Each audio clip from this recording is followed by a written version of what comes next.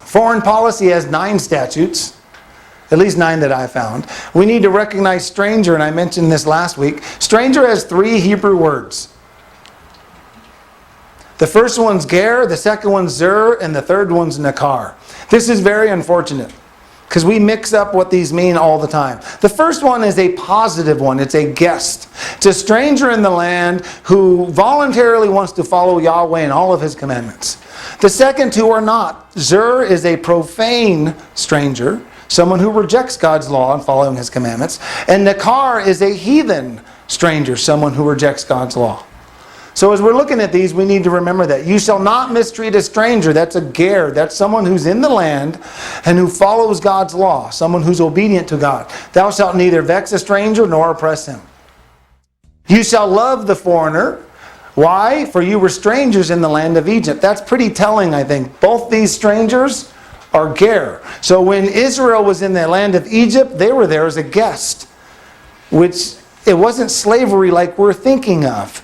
It was a taskmaster, a ruler who taxes you, a lot like we are in America today. You shall not contract with foreign nations. This is called a treaty today.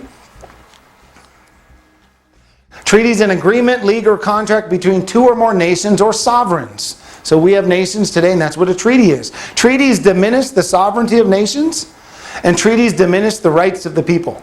It's another way of adding to and taking away from God's law, because the treaty takes precedence over the law of the land.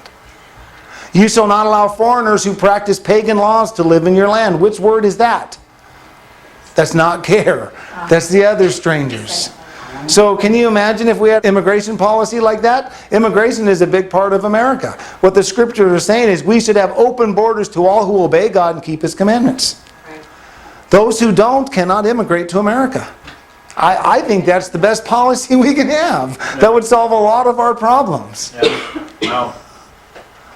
You may not meddle in the affairs of foreign nations. You can only buy and sell with them. So if we're going to deal with a foreign nation, we're not supposed to deal or worry about what they're doing. God's going to judge them. But if we need to buy or sell for business purposes, that's okay. Ambassadors can be sent to foreign nations to convey messages. Moses did that throughout the scripture. They sent ambassadors to deal with people from foreign nations. Seer is the word for ambassador. It's a herald or errand doer. And malak is the word for messenger. These are both ways for one sovereign to go to speak to another. It's a public officer clothed with high diplomatic powers commissioned by a sovereign prince or state to transact the international business of his government at the court of the country to which he is sent. You shall not marry with foreigners who do not practice God's law. A lot of people take this as racial discrimination. I don't know why they do, but I don't think they've studied it correctly. But this is not racial discrimination. Solomon loved many strange women. Which stranger is that? It's not ger. It's nakar, I think it is. It's the heathen one, the one that worshipped a different god. Why? Because his wives would turn away his heart after other gods. That's the whole point to that. Another commandment says that you shall not let your sons take of their daughters unto thy sons, and make thy sons go a-whoring after other gods. This stranger is the same thing. It's nakar. It's not the good one.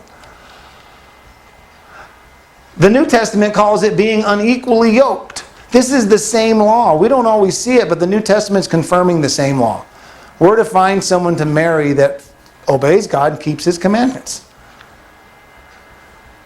After all, one law shall be to him that is homeborn and unto the stranger that sojourns. If there's not one law in your marriage, you shouldn't be married. So this is not racial discrimination. You can marry any race as long as they obey God and keep His commandments. But you'll be surprised how many people go out there and take verses like this and say you can't marry someone of a different race.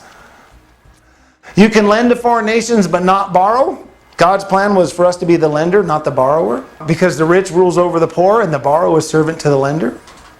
You may apply usury and interest to foreigners, but you can't do that to... We're going to talk more about usury and interest in like 2 lessons. But we can lend to a stranger, a foreigner, to make money off of them. But we really can't do that to our brethren.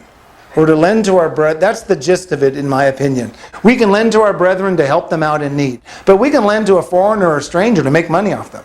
And so one's business, one's in need.